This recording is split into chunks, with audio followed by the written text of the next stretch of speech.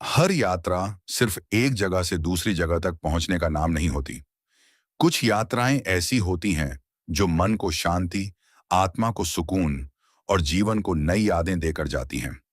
आज हम आपको ऐसी ही एक आध्यात्मिक यात्रा पर लेकर चल रहे हैं। हम अपने घर से निकले, मन में भगवान के दर्शन की उत्सुकता और चेहरे पर सफर की खुशी साफ दिखाई दे रही थी। सबसे पहले हमने ऑटो लिया और आनंद विहार रेलवे स्टेशन की ओर चल पड़े।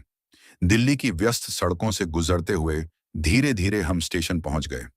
वहां यात्रियों की भीड़, ट्रेनों की आवाज आई और सफर का उत्साह पूरे माहौल को जीवंत बना रहा था। कुछ ही देर बाद हमारी ट्रेन प्लेटफॉर्म पर आ गई। हम अपनी सीट पर बैठे और ट्रेन ने सीतापुर की ओर रफ्तार पकड़ ली। खिड़की से बाहर दिखाई देते खेत, गांव, छोटे छोटे स्टेशन और बदलते हुए नजारे इस सफर को और भी खूबसूरत बना रहे थे। कई घंटों का सफर कब बीत गया पता ही नहीं चला। आखिरकार हम सीतापुर पहुंच गए। स्टेशन से बाहर निकलकर हमने आगे की यात्रा के लिए गाड़ी किराए पर ली। अब हमारी मंजिल थी पवित्र नैमिषारण्य धाम। रास्ते में हरियाली, शांत वातावरण और ग्रामीण जीवन की झलक मन को बहुत अच्छी लग रही थी। जैसे जैसे हम नैमिषारण्य के करीब पहुंच रहे थे, वैसे वैसे मन में श्रद्धा और उत्साह बढ़ता जा रहा था। नैमिषारण्य, जिसे सनातन धर्म के सबसे पवित्र तीर्थों में से एक माना जाता है, पहुंचते ही एक अलग ही दिव्यता का अनुभव हुआ। नैमिषारण्य धाम की यात्रा में सबसे पहले हम पहुंचे पवित्र चक्र तीर्थ, जिसे इस धाम का सबसे प्रमुख तीर्थ माना जाता है। ऐसी मान्यता है कि यहीं 88,000 ऋषि मुनियों ने कठोर तपस्या की थी और यहीं पर अनेक पौराणिक कथाओं का आरंभ हुआ। हमने श्रद्धा और आस्था के साथ चक्र तीर्थ में पवित्र स्नान किया और भगवान से सुख, शांति तथा समृद्धि की प्रार्थना की। इसके बाद हम पांडव किला देखने पहुंचे, जिसके बारे में मान्यता है कि इसका संबंध महाभारत काल से है। समय के साथ यह किला लगभग पूरी तरह नष्ट हो चुका है और आज इसकी केवल प्राचीन दीवारें ही शेष बची हैं। इन दीवारों को देखकर ऐसा महसूस होता है मानो वे सदियों पुराने इतिहास की मौन गवाह हों। इसके बाद हमने मनु शतरूपा मंदिर के दर्शन किए। धार्मिक मान्यताओं के अनुसार मनु और शतरूपा को सृष्टि के प्रथम मानव दंपति माना जाता है।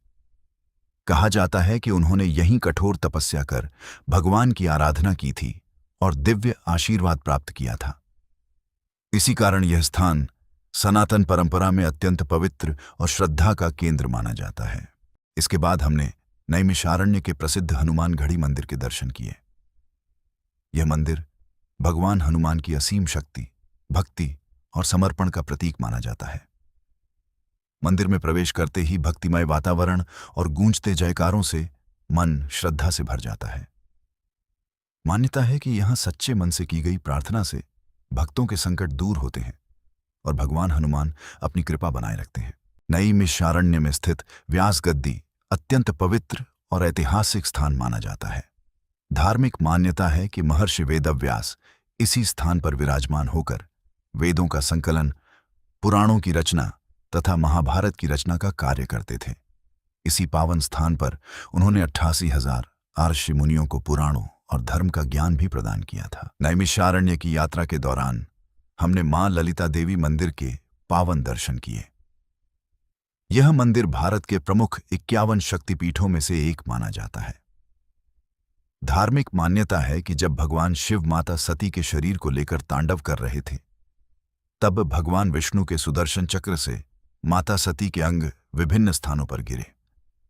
उन्हीं पवित्र स्थलों में से एक नैमिषारण्य का मां ललिता देवी शक्तिपीठ भी है। नैमिषारण्य में स्थित रुद्रावर्त तीर्थ भगवान शिव की तपस्या और कृपा से जुड़ा अत्यंत पवित्र स्थान माना जाता है।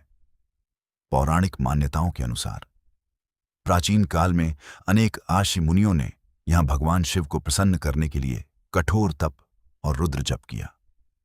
उनकी तपस्या से प्रसन्न होकर भगवान शिव स्वयं इस स्थान पर प्रकट हुए और इसे अपना दिव्य निवास तथा सिद्ध तीर्थ होने का वरदान दिया। इसी के साथ हमारी नैमिषारण्य धाम की पावन यात्रा सफलतापूर्वक संपन्न हुई। दिन भर भगवान की दिव्य दर्शन, पवित्र तीर्थों का भ्रमण और आध्यात्मिक अनुभवों से मन पूरी तरह आनंद और शांति से भर गया। मां ललिता देवी, हनुमान जी, व्यास गद्दी, मनु शतरूपा मंदिर, चक्रतीर्थ और अन्य पावन स्थलों के दर्शन कर हमने स्वयं को धन्य महसूस किया। रात्रि में हम सीतापुर रेलवे स्टेशन पहुंचे और वहां से ट्रेन द्वारा अपने घर के लिए रवाना हुए। इस पूरी यात्रा ने हमें आस्था, भक्ति और सनातन संस्कृति से और भी गहराई से जोड़ दिया। नैमिषारण्य की यह अविस्मरणीय यात्रा जीवन भर हमारी स्मृतियों में बसकर रहेगी। यदि आपको भी अवसर मिले तो इस पावन धाम के दर्शन अवश्य करें और इस दिव्य आध्यात्मिक अनुभव का हिस्सा बने। जय मां ललिता देवी, जय श्री हनुमान, हर हर महादेव।